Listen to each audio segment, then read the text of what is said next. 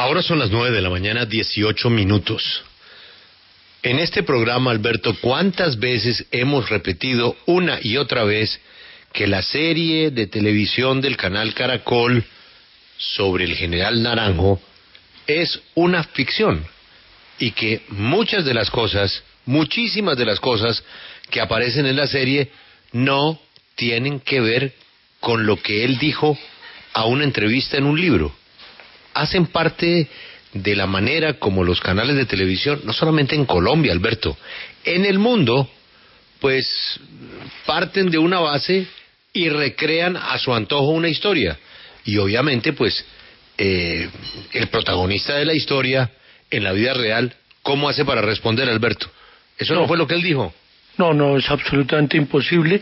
Sin embargo, pues María Isabel de antemano advirtió que, no obstante la aclaración, tendría que enfrentar los problemas que suscita la forma como se desarrolla la serie, y que pues es parte del problema que siempre se presenta, como usted lo recuerda, con casi todas las obras de televisión que están inspiradas en libros. Nunca es exacta la forma como se presenta en la televisión con la que el autor lo dejó escrito.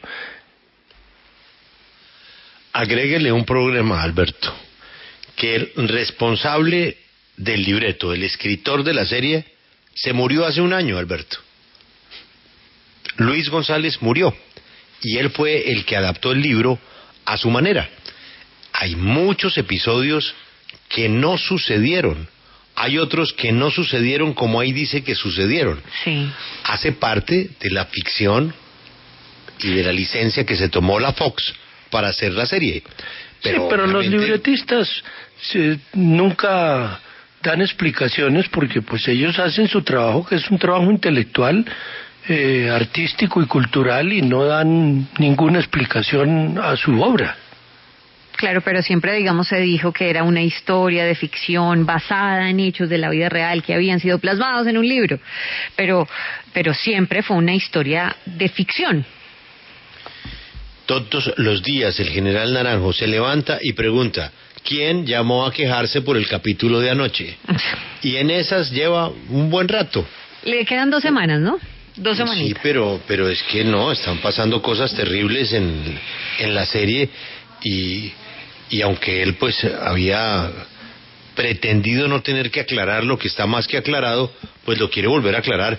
Señor general Naranjo, gracias por atendernos, muy buenos días. Julio, buenos días, un gusto saludarlos. ¿Se está usted cansando ya de dar la misma explicación? Pues Julio, entre cansado y triste y mortificado, porque yo entiendo la natural indignación, especialmente de el Cuerpo de Generales Retirados, que ha expresado esa indignación como resultado de la mezcla entre ficción y realidad, que realmente es lo que recrea la serie.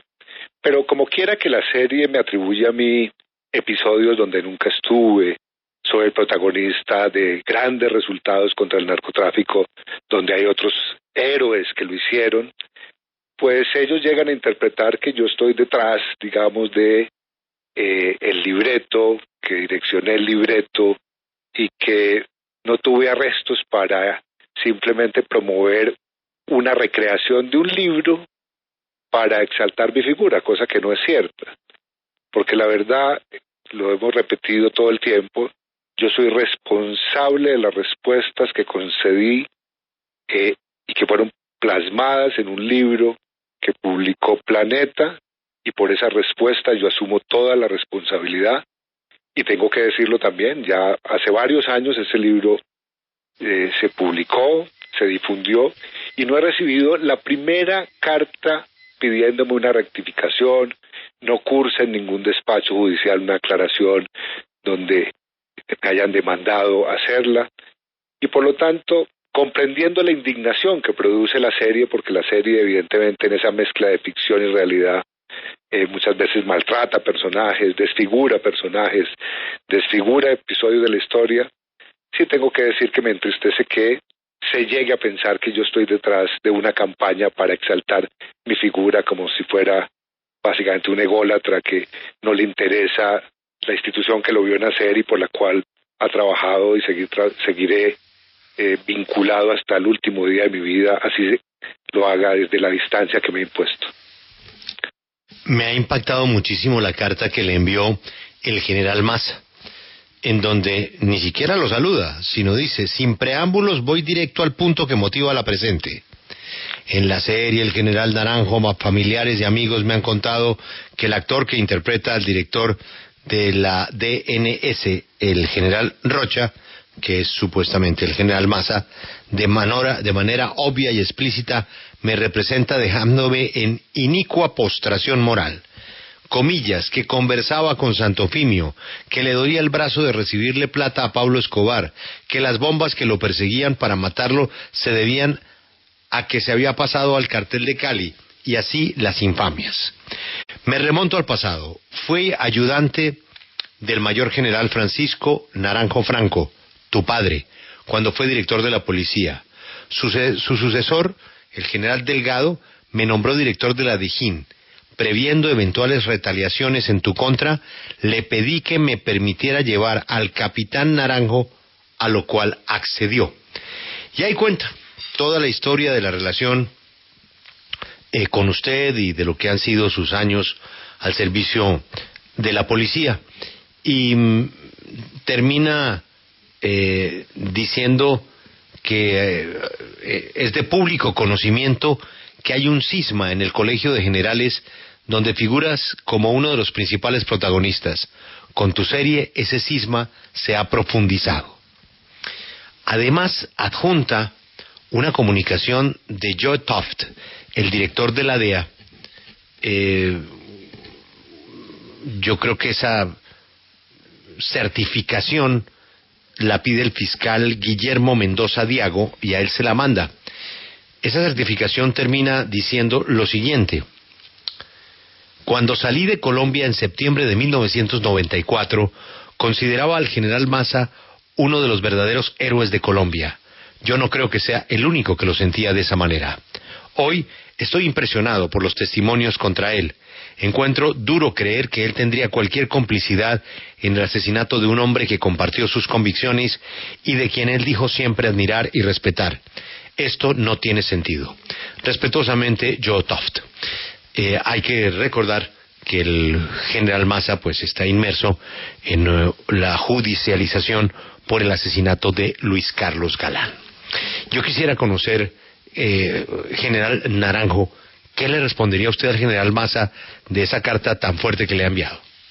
Pues Julio, déjeme decir en primer lugar que yo recibí esa carta el día domingo en mi casa y que tenía la convicción de que se trataba de una correspondencia privada. Hoy y desde anoche que la vi en la red, en alguna red social, entiendo que él la hizo pública y yo por delicadeza, digamos, tengo que aclararle a la opinión pública y al propio señor general que yo no he sido el responsable de hacerla pública. Pero yo lo que le diría es que mi concepto alrededor de él está plasmado en el libro, donde a una pregunta del periodista yo respondo que valoré la lucha que él dio contra el secuestro en Colombia. Él realmente es un pionero en esa lucha. Valoré la valentía y la entereza con que denunció el paramilitarismo en momentos en que realmente nadie lo había hecho, y que en relación con todos los procesos que él ha enfrentado, pues a mí no me consta, ni nunca recibí información que lo señalaran a él como responsable de una conducta delictiva. Eso por un lado. Y por otro lado, digamos, lo que tengo que decirle es que no soy responsable, y es lo que realmente yo quisiera decir con toda vehemencia, de el libreto, del guión, de la dirección de una serie de la cual yo no tengo los derechos, porque yo lo que hice fue dar respuestas en una entrevista que se convirtió en un libro, pero evidentemente el autor del libro no soy yo. Mis respuestas son la base de ese libro. Y aquí, digamos, lo que el tema de fondo es ¿quién soy yo? Digamos, yo no puedo aparecer en los últimos días, allá a mis 63 años, después de haber ingresado a la policía a los 19, de haber nacido en ella, de ser hijo de un oficial, de estar casado con la hija de un oficial, como el gran traidor que está torciendo el curso de la historia heroica de la policía. Eso, digamos, eso es inconcebible. Entre otras cosas, porque yo tengo que decirlo, de la misma manera como ellos reclaman, digamos, en la serie, la no aparición o desfiguración de hechos reales, yo podría incluso tener una conversación, ojalá, con Luis González, y decirle, oiga Luis, ¿usted por qué no ha mencionado que yo fui el responsable en Colombia bajo mi dirección general y como director de la DIJÍN de haber capturado más de 630 extraditables, o de haber participado en las operaciones Sodoma o Fénix, que tanto lustre le dieron al país en la lucha contra el terrorismo? Eso no aparece en la serie, usted me está dejando por fuera de la historia. Yo no, digamos, eso sería ridículo que yo hiciera ese reclamo. Y por lo tanto lo que digo es, estamos frente a una serie televisiva, a una novela que recrea ficción mezclada con realidad, y que desde luego, yo repito, comprendo la indignación de quienes se han sentido maltratados en la serie, pero esa responsabilidad no es mía. General, de los episodios que aparecen en la serie y de los que usted, por eso mismo que han señalado, que es una recreación donde se mezclan unas cosas y otras, ¿cuáles son esos episodios donde usted también dice, esto no debió estar ahí? Pues francamente, y lo voy a decir con toda claridad, Félix, yo echo de menos, digamos, a dos grandes directores de la Policía Nacional que no aparecen en la serie. Uno de ellos es mi general Gómez Padilla, que era el director para la época más terrible de Colombia, que fue el responsable de toda una policía luchando contra el narcotráfico en los años finales de los 80 y comenzando los 90, esa época. Y hay un director con una entereza y con una integridad a toda prueba. Y él no aparece ahí. Como no aparece también la figura de mi general Serrano, que fue el otro protagonista, digamos, heroico en la lucha contra el cartel de Cali especialmente. Entonces, cuando a mí me atribuyen hechos donde no he estado, y concretamente le digo, Félix, uno que me ha dolido porque tengo gran admiración por mi general Gallego, la neutralización baja de Rodríguez Gacha es una operación que lideró mi general Gallego, a quien toda la vida, digamos, le tuve gran admiración, y cuando yo aparezco en la serie como robándole ese caso, ¿no? Y ese caso puesto en nombre del protagonista de la serie, Naranjo, créame que me dolió. General Naranjo, hay muchos reclamos de este cuerpo de policías retirado, etcétera, pero también hay muchos halagos de esta serie de televisión. Y yo quisiera preguntarle si han sido más los dolores de cabeza que le ha traído esta serie a usted que de pronto los halagos que en algún momento usted ha podido tener por todos esos logros que tuvo en su carrera como policía. María Camila, mire, yo tengo que calificar la serie y decir que televisivamente a la serie le ha ido bien. A mí me ha ido mal. Puedo decir incluso que con el único que no he tenido dificultades en mi casa es con mi mascota, con Balú. Porque cuando Claudia sale haciéndole disparos a un sicario y matando a un señor en la calle, y la presentan a ella así, ella me mira con unos ojos de asombro y me dice, ¿y yo cómo quedo? ¿No? O cuando mi papá sale furioso y mi papá no era ese personaje furioso en casa y mis hermanos me dicen, óyeme, ¿por qué presentaron a mi papá así? ¿Tú por qué permitiste eso? Y me hacen esos reclamos. Yo tengo que decir que no ha habido un solo capítulo en la serie que me produzca desazón, tristeza, independientemente de que yo valore que pues estamos frente a una serie de televisión que artísticamente, en términos televisivos, cinematográficos, pues tiene un éxito, pero ese éxito realmente a mí me ha desfigurado. Yo aparezco con un taladro en la mano, por ejemplo, casi torturando a un señor o torturándole. Yo nunca, digamos, incurrí en una conducta de esas. Es decir, aquí de lo que se trata es de reconocer que estamos frente a una serie que recrea una realidad, que hay ficción y que nadie, digamos, pretendió ni puede pretender que un libretista, porque no se trata de una serie documental o histórica, ese es otro tema que yo quisiera aclarar. Si estuviéramos hablando de una serie documental con carácter histórico, probablemente yo tendría responsabilidad si esa historia hubiera estado basada en mi versión de la historia. Pero es que no es una versión ni histórica ni documental, es una novela. Sí. Bueno, general, ya que tantos problemas le ha llevado la ficción, pasemos a la vida real y a una movida en la policía de los últimos meses, y por eso aprovecho, ya que hace varios meses que no hablamos, general Naranjo, y es la salida del general Juan Carlos Buitrago de la Policía Fiscal y Aduanera. Él, cuando pidió su retiro de la institución, le envió una carta al presidente de la República, Iván Duque, con una frase absolutamente lapidaria: los principios no se negocian, y eso dio lugar a toda clase de especulaciones y de versiones. ¿Usted qué sabe sobre esa frase del general Buitrago? Los principios no se negocian.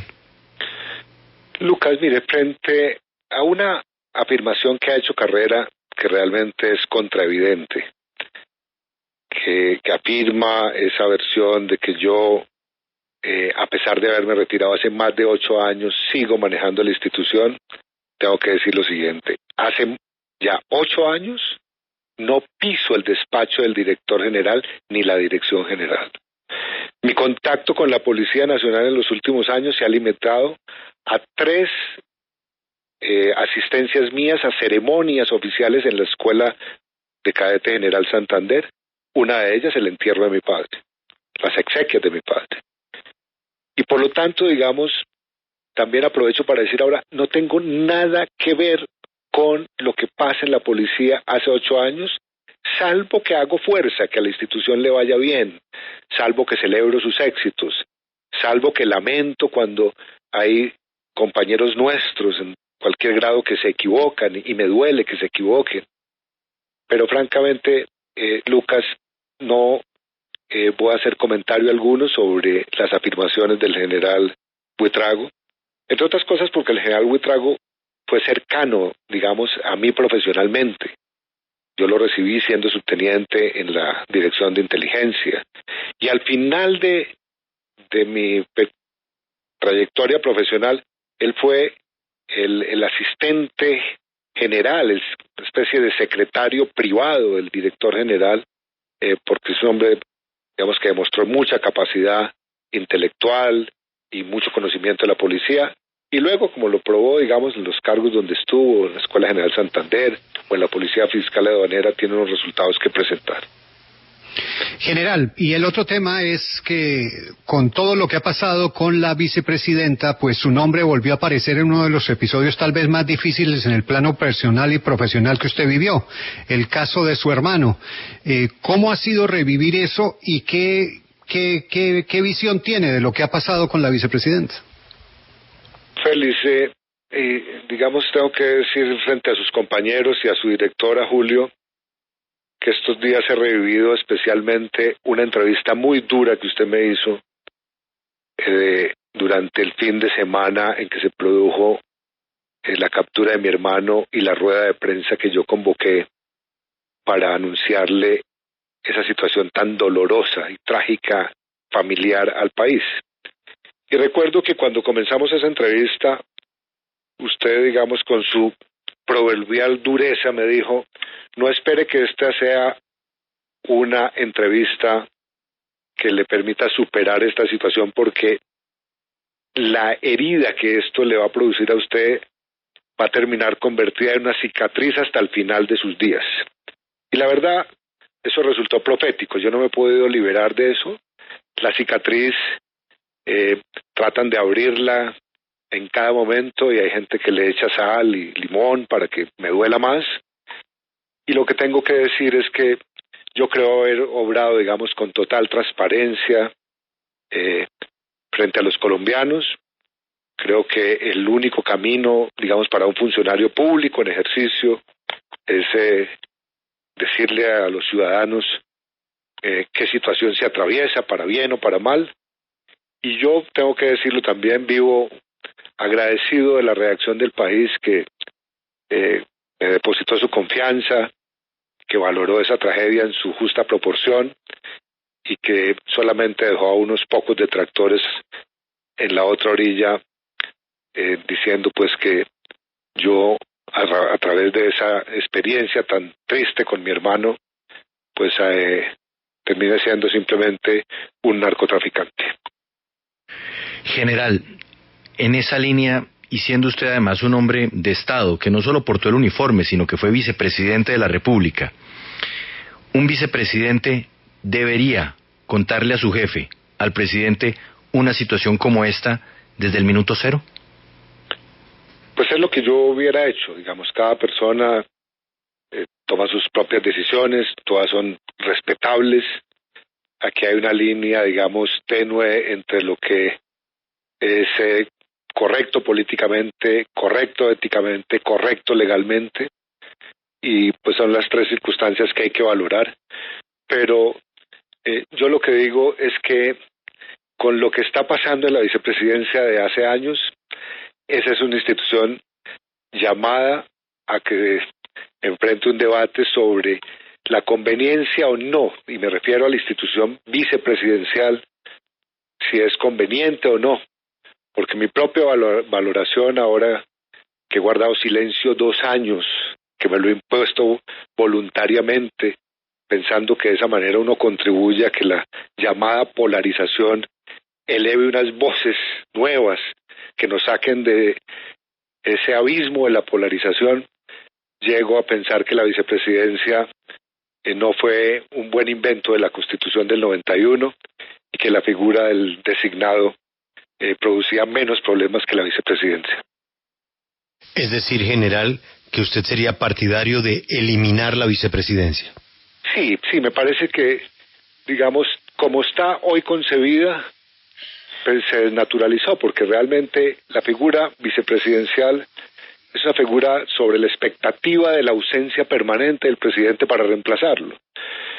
Pero cuando se le dan algunas funciones, que son funciones que por muy importantes que sean, son marginales, donde no hay una línea de autoridad, donde no hay una línea realmente de estructura burocrática que permita hacer gestión ejecutiva, el vicepresidente termina siendo un comodín que puede molestar o que puede resultar, digamos, frustrado en su aspiración de hacer más por el país. General Naranjo, cada vez que se habla de usted, para bien o para mal, sus detractores siempre salen a repetir lo mismo, y es que usted está en campaña ya sea en su momento a la alcaldía de Bogotá o en su momento a la presidencia de la República. ¿Eso está entre sus planes? ¿Usted ha considerado llegar de nuevo a la política después de su paso por la vicepresidencia? Pues categóricamente no. Tristemente, como en Colombia, digamos, la política volvió usual que cuando un político o un funcionario público dice que no, quiere decir como que sí. A mí no me creen.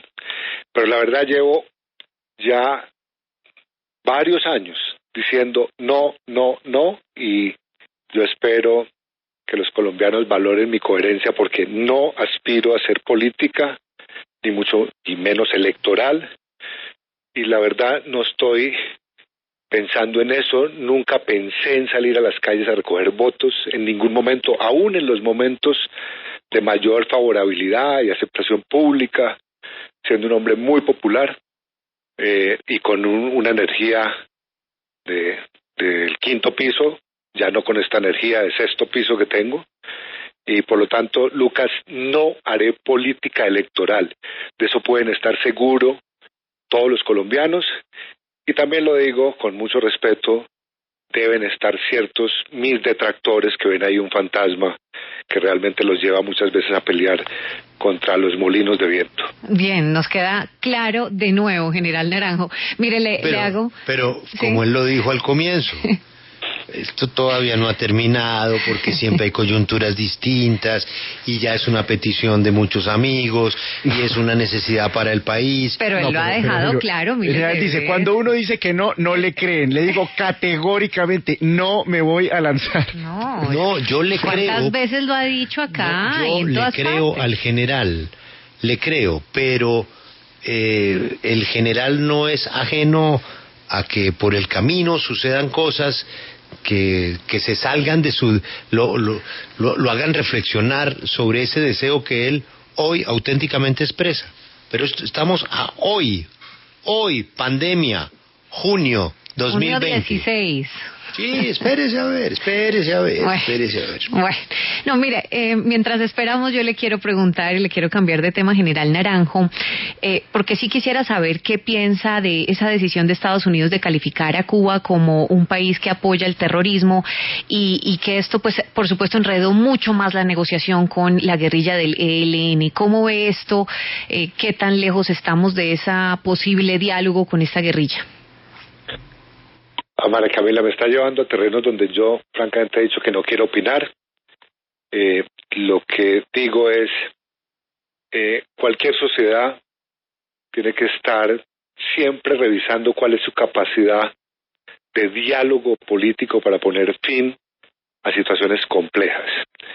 Y francamente yo creo que hay un camino que no puede terminar bloqueado totalmente, y que tiene que ver con la legítima aspiración de los colombianos de que pongamos fin al conflicto con el ELN, a ese enfrentamiento, y por lo tanto está revisando qué tantas puertas se abren o se cierran para que la solución que uno busque sea la menos cruenta posible. Es un imperativo de cualquier gobierno, de cualquier Estado y en general de la sociedad. Por lo tanto, mi respuesta, que es, si se quiere, gaseosa, genérica, lo que invoca es que no bloqueemos hasta donde sea posible, sin renunciar a la aplicación de la ley, a una capacidad de diálogo racional, efectivo, pragmático, que cierre conflictos. Señor general, agradeciendo su tiempo, no lo puedo despedir sin preguntarle por alguien, ya que usted es el único colombiano que podría tener alguna pista del tema. Imagínese que hablando con algunas de las personas que usted capturó y extraditó en tiempos de narcoparamilitarismo, de justicia y paz, han coincidido en que el famoso fantasma siempre estaba allá, se comportaba como un fantasma, pero que por ahí rondaba, y que no era difícil saber de su poder, de su fuerza y de su existencia, independientemente de que no estuviera judicializado, ni en los Estados Unidos ni en Colombia. Aún no sabemos por qué.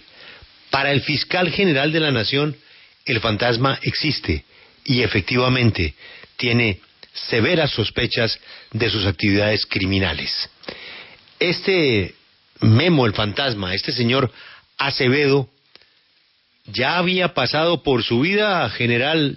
¿Ya usted lo había ubicado en algún organigrama, independientemente de que estuviera o no judicializado? Julio, mire, lo primero, yo celebro que el fiscal general actual haya ya hecho esa afirmación pública de que ese individuo tiene antecedentes y procesos en la fiscalía. Y esa afirmación, en mi opinión, debe estar acompañada de investigaciones muy serias que le cuenten al país por qué ese individuo permaneció en el anonimato tanto tiempo. Porque yo tengo que decir, cuando a mí me preguntaron por ese individuo, yo de memoria no lo recordaba ni lo memorizaba, pero cuando he empezado a leer toda la historia y la investigación de Jeremy, me encuentro que era imposible que fuera invisible a los ojos de todos. ¿Quién procuró hacerlo invisible? Es la pregunta que hay que resolver, porque si él estaba en delitos y tendrá que responder por ellos, quienes lo ocultaron y favorecieron que esa clandestinidad también. Con ese tema de Alex Saab, general, se está diciendo que Saab pudo haber permeado la inteligencia colombiana. ¿Eso le suena? Pues a mí lo que me suena es que el caso de Saab está atravesado por unas corrientes que quieren distraernos de lo fundamental. Lo fundamental es que ese individuo ha sido un apoyo de ese régimen. Lo fundamental es que ese individuo, en lo que se hizo público por allá en el año 2017, ya era un objetivo de alto valor de las autoridades colombianas. Así lo expresó el presidente Santos, incluso en una rueda de prensa que él presentó el resultado de las primeras incautaciones de ese material de las llamadas CLAPS. Y yo lo que creo es que tenemos que confiar plenamente que lo extraditen a los Estados Unidos y que ese individuo cuente todo lo que sabe, porque evidentemente tiene unos tentáculos en muchos sectores, y tenemos obligación de conocerlos, cuál es el alcance, digamos, de esas maniobras criminales que él adelantó. Allá lo entrega Bruce Bagley, quien, como usted sabe, es el genio, el profesor, el gran catedrático de lavado de dinero. Y lo entrega por una razón muy personal del señor Bagley de este momento en su vida.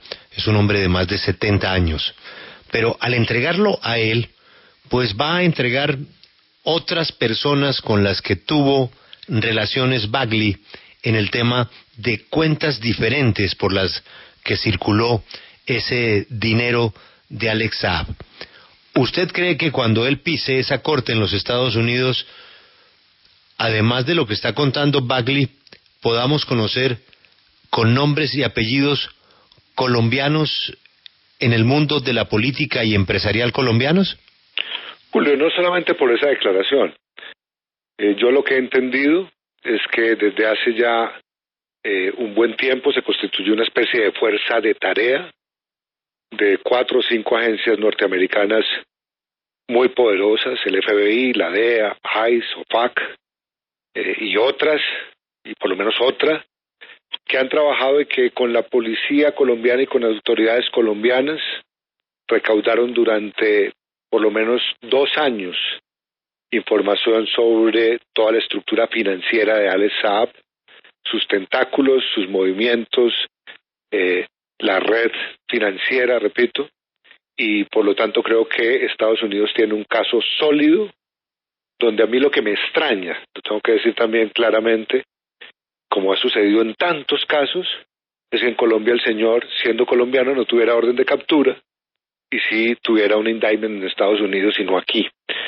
Celebro que el fiscal Barbosa, con su liderazgo en los últimos días, inició y produjo las medidas cautelares de extinción de derecho de dominio de ese individuo en Colombia, pero resulta bastante inexplicable por qué la justicia colombiana retardó tanto tiempo el avance en ese judicial contra Saab y no expidió orden de captura. Señor general, ex vicepresidente de Colombia, después de escucharlo en esta entrevista, con esa incomodidad que sin duda tiene usted por las razones que acaba de explicar con claridad, le pregunto si existe la posibilidad de que aparezca un libro suyo para dejar en claro cuál es la opinión que usted tiene y el criterio sobre las preguntas aburridas que se le hacen cada vez que se presenta ante un medio de comunicación. Pues Alberto, en estos tiempos de pandemia, un refugio, digamos, que resulta agradable es justamente tratar de reunir notas y de poner en marcha lo que yo creo que es la obligación de un funcionario público, y es dar su propia versión sobre lo que él hizo por su país en esa vida pública, y en esa tarea estoy. ¿Qué tan cerca o no de concluirlo? No me atrevo a afirmarlo. Si la cuarentena se nos alarga, creo que se va a precipitar el lanzamiento, porque son muchas horas aquí recluido, tratando de ocuparme y de no malgastar el tiempo al que estamos obligados hoy en tiempos de aislamiento preventivo y responsable. General, gracias por su tiempo. Nos atiende ahora Magdalena Larrota, vicepresidente de Contenidos de Fox. General, feliz mañana y muchas gracias por hablar con los oyentes de la W. Muchas gracias a ustedes, muy amable. Magdalena es una gran profesional, la conocemos hace muchos años, tiene en su portafolio éxitos tras éxitos y ahora pues está al frente de la producción de Fox y la supervisión del producto, aunque, repito, el escritor lamentablemente murió. Magdalena, buenos días. Buenos días, Julio. Pues Magdalena, es una colección de víctimas que se consideran de esta serie en donde se identifican con algunos personajes y como que a todos les va picho. Y la gente dice, eso es culpa del general Naranjo, eso es culpa del general Naranjo, y estamos cansados, y a mí me consta que el general no dijo nunca lo que aparece en la serie, y yo ya también estoy cansado de repetirlo. Magdalena, usted que es la gerente general, supervisora, máxima autoridad de la serie, cuéntele de una vez por todas a los personajes ficticios de la realidad que se ven en la serie que esto es ficción. Bueno, sí, qué buena oportunidad de aclararlo porque lo último que queríamos era que el general o la institución se sintieran lesionados cuando la obra fue totalmente pensada, para hacer un homenaje a todos estos hombres y mujeres que tan valientemente combatieron contra todas las formas del mal. Perdón. Bueno, la serie no es un documental, como efectivamente lo expresa el general. La serie es una obra de ficción basada en hechos que transcurrieron en los últimos 35 años de Colombia, donde se vieron una cantidad de hechos que son de dominio público y que nos afectaron profundamente a todos, donde hubo muchísimos mártires, unos magnicidios que cambiaron la historia de este país. Por eso queríamos hacer la historia del lado del bien. Los buenos somos más, es el lema, es el tema musical al que se unieron artistas como Julio Reyes, cantantes de gran renombre, Alejandro Sáenz, ¿sí? Porque les parecía que ese era el mensaje que no más queríamos ver retratados a los colombianos en unas series donde los narcos fueran tan folclóricos y tan simpáticos que la cosa resultaba casi apologética. Entonces quisimos hacerlo como un homenaje precisamente. Y el libro que recoge esa entrevista lo que nos lleva es por una sucesión de hechos, ¿sí? Que si fueran totalmente ficticios uno diría, pero qué mente tan recargada la de estos escritores, ¿sí? Cuando uno ve uno tras otro todos los hechos a los que hemos sido sometidos los colombianos a lo largo de estos años, eso es lo que recoge el libro, como la inspiración de todo lo que pasó, pero obviamente llegado a la ficción. Si uno va a hacer una ficción, no puede hacer como un video institucional de ninguna institución, porque resulta contraproducente. Queríamos mostrar a través de personajes ficticios muchísimos, y algunos reales, los que aparecen con su nombre efectivamente en la serie, que todas estas personas estuvieron sometidas a un estrés y a un sacrificio inmenso. Ese es el mensaje que sobre todo queremos dar. Y creo, por otro lado, ustedes reciben por un lado quejas, pero yo por otro lado recibo 1000 felicitaciones de gente que dice: yo de verdad nunca había pensado en nuestros policías cómo sufrieron, todo lo que entregaron, todo lo que dieron. Pero en una ficción obviamente se necesita que haya fuerzas de protagonistas y antagonistas enfrentados para que haya interés en las tensiones de lado y lado. Entonces tenemos, por ejemplo, un gran malvado que se llama el Liso, que atraviesa transversalmente a todos los personajes, a todos los delincuentes, a todas las formas de poder. Es totalmente ficticio, pero es la manera de que sea un hilo conductor del lado del mal. De esa forma, el general Naranjo es el hilo conductor del lado del bien. Y si bien tenemos clarísimo que él no estuvo presente en la muerte de Escobar, ni en la toma del Palacio de Justicia, no estuvo físicamente, él representa la institución. Pensábamos que alguien que empezó desde abajo en la carrera de oficial y llega a vicepresidente de la República, es la historia de muchos colombianos que superan obstáculos con las implicaciones que tuvo en su caso, por ejemplo, de amenazas a su integridad, a su familia. Si en algo quisimos ser fieles respecto a lo que el general es, a su amor por la familia, a su relación con su esposa, eso está muy resaltado en la serie. Y todo lo demás, los personajes que se sientan lesionados, en realidad son coincidencia, porque la serie tiene muchísima ficción y solamente cuando un nombre corresponde en la realidad a un personaje, nos referimos a ese personaje. En general son personas que ya están muertas, la mayoría, y que se sacrificaron en esta guerra. Entonces, es una lástima que nuestro objetivo, que sí es exaltar el sacrificio y el valor de la institución y todas las fuerzas del bien en Colombia, porque como usted y como yo estamos cansados de que nos traten de narcotraficantes en todas partes del mundo. Esta obra es antinarcos, ¿sí?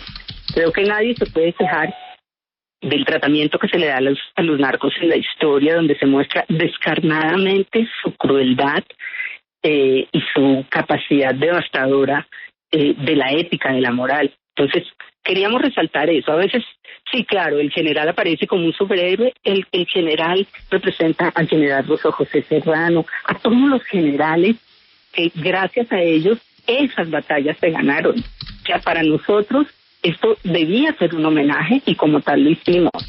Y no sé si ustedes han visto la producción, pero la producción exalta grandemente la entrega y el sacrificio personal de la policía, con la que creemos que todos los colombianos debemos estar muy agradecidos. Magdalena Larrota, desde Fox, muchas gracias por atendernos y mucha suerte en tiempos difíciles de grandes producciones. Gracias, Julio.